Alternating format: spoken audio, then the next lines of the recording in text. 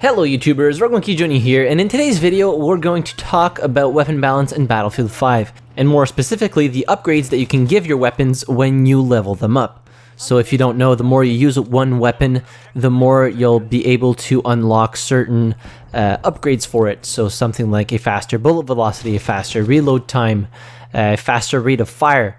So all these things are pure upgrades. So there's no downside to having all these upgrades added to your weapon with like less vertical recoil, less horizontal recoil, better accuracy when moving while aiming down sight. Whatever you can think of or whatever upgrade there is in Battlefield 5 for a weapon, there is absolutely no downside for it. And this pretty much just creates a problem, like a very big problem, especially at the start of the life of Battlefield 5. So people who get in a little bit later, so for example, if you have Origin Access Premier, you can start playing Battlefield 5 as of November 9th.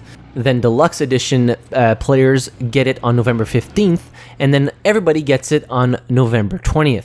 So just think about it this way, the people who start playing on the 9th of November are going to have way more time to simply upgrade their weapons and get them all maxed out before the other players even manage to get their hands on the game. And it's not like they're having trade-offs for the weapons, like for example in Battlefield 4, if you put a heavy barrel on your weapon, you'd have more vertical recoil, but also would have a slightly better ADS accuracy. If you put a suppressor, you wouldn't show up on the minimap, but your bullet velocity was much slower. So every attachment had a downside.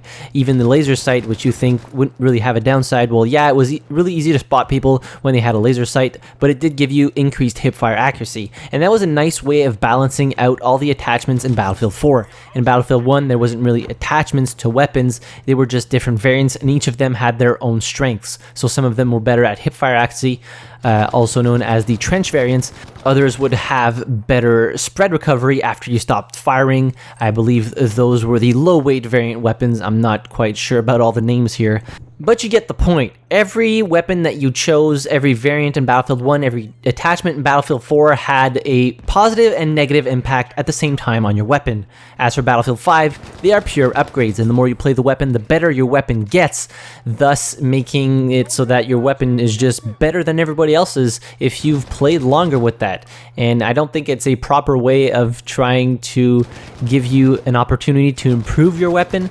I think personally there should always be a trade-off when you're getting one of these upgrades. So if you have less horizontal recoil as an upgrade, maybe have the downside of less accuracy when moving while ADS'd. So it would give you something to think about, not just, okay, I'm just going to mindlessly just pick either the right or left side depending on my playstyle, just boost my weapon to the max so it's better than everybody else's, and just, you know, melt people even more.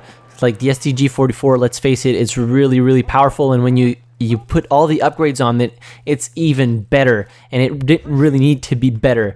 So I think there is they need to take a long, hard look at the upgrade system in Battlefield 5 for the weapons, because personally I think it just doesn't work at all. It's the same as like the rich get richer. Well, this is pretty much the same principle. So players who get in earlier or just have more skill than other players are just going to unlock all these upgrades faster and be able to perform even better on the battlefield, and it just doesn't work out at all, like at all.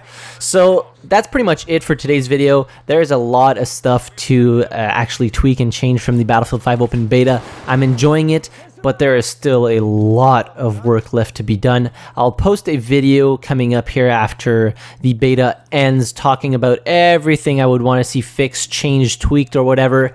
Give a detailed post also to the devs. So if you have feedback to give on the game, do so. There are a bunch of places to do it.